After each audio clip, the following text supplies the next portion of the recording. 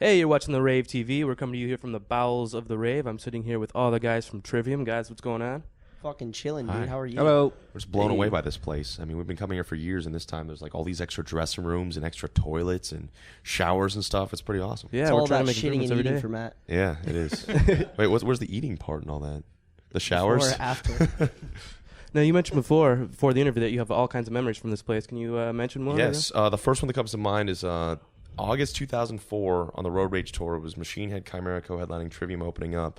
I was with this I'm with a different person now, and then I was all right. We'll Can't believe you're going to backtrack. even say this. All right. So I was, so I had this girlfriend in high school, and I had just gotten out of high school, just started touring about a couple months before that. April 2004 is when we first started touring ever, and it was August 04, and I thought we were gonna be together forever. And then all of a sudden she went and joined the armed forces and said it. So it sent like a letter, and she's like, it's done. And we're talking to these guys. I'm like, oh, dude, I'm super bummed out. And then I think this wasn't the first place I ever had a road romance, but this is the first time I ever had a road romance in the parking lot of this person's car. And afterwards, like I started asking around, like, oh, did you guys know her? Like, yeah, she goes to all the shows, and I started hearing more and more stories. I was like, oh. So I was pretty lucky I didn't get anything lethal in my blood system or anything like that. But yeah, so it was definitely a fun time. Wow. Road romances here at the Rave, guys. It was a tour romance. No, Because road romance sounds like you're like hooking up with truckers and shit.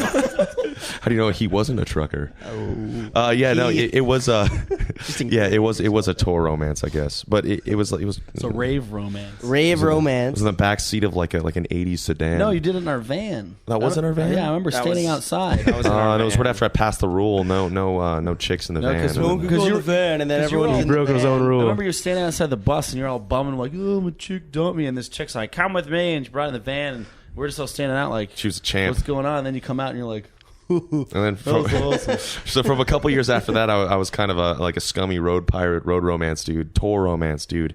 And then I've It got just sounds like you're like searching, Jumping from from truck Flying to J truck. Flying J, looking for. TAs and travel things. I would have loved to seen the walk of shame on that one.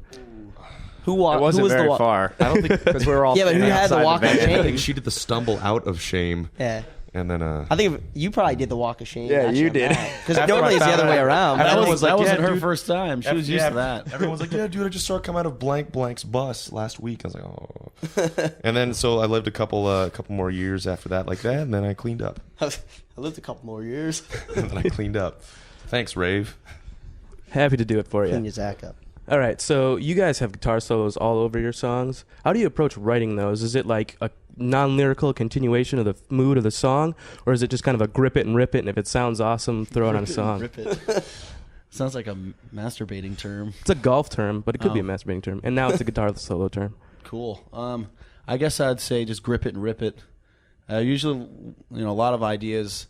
I guess just improving or just jamming, like when we're playing, and then you kind of like we'll stumble upon playing like a part or a riff or a little lick that stands out and sounds cool, and then you just kind of like the more you play, you just kind of build off of it or add stuff to it and just kind of construct it piece by piece. And sometimes you might just nail like a really good improv and just keep it. So You guys gripped and ripped it a lot in the studio on some of those solos. yeah. You took a couple days on a few of them. You're like, man, you must have done, like, if we could have saved them all, there was probably like 50 solos you did on one of those songs. I forget which one. We're like, you could feed a small starving yeah. country. Ooh. All right. For me, half and half. Some of them have just been wank sessions. Some have been writing sessions. Some I try Sometimes to you make just them grips. like small songs. But some have been improv. Some have been spur of the moment. Some take forever. But a couple of my favorite ones have been the more simpler ones. Like off Shogun, I'd say my favorite solos are probably the Shogun solos, which are more simple than not. I think it's all about coming into your style of soloing. I think I'm learning more and more what my style is and isn't. Like, 'cause I definitely enjoy doing like the fast, notey stuff, but Corey can always do it better than I can live, so I kind of leaving that stuff up to him, and I'll do the that shit. pentatonic blues scale. Yes. Do, do, do, do, do, do, do, do. Doo-doo. Do, do. So you guys have played, you're headlining tonight, and you've played pretty much everywhere in a support slot in the afternoon on the big festivals here in America and overseas. Is there a different mentality when you're playing like in the afternoon on like a Mayhem Fest to a bunch of kids who might have not seen you before as opposed to a headline show of your own? Well, headlining shows you have to play a hell of a lot longer, so you got to pace yourself a little bit. Like we play Mayhem, we only play for 30 minutes, so we pretty much try to cram as much energy and and crazy shit we can in that short amount of time. But if you play like that, like for an hour and a half, you'll won't last the whole tour, especially in that heat. So yeah, it's headlining's fun, but it's also we usually have a lot more wild stories and parties when we play earlier. Yeah, when you play early, you play for 30 minutes, you do dumber shit at night usually. Yeah. We haven't had a chance yet. I've been like looking forward to it. I'm like, man, we're gonna get on the headliner. Shit's gonna be crazy, and like everyone leaves early, and we're like all feel like shit right now. We all have like a sign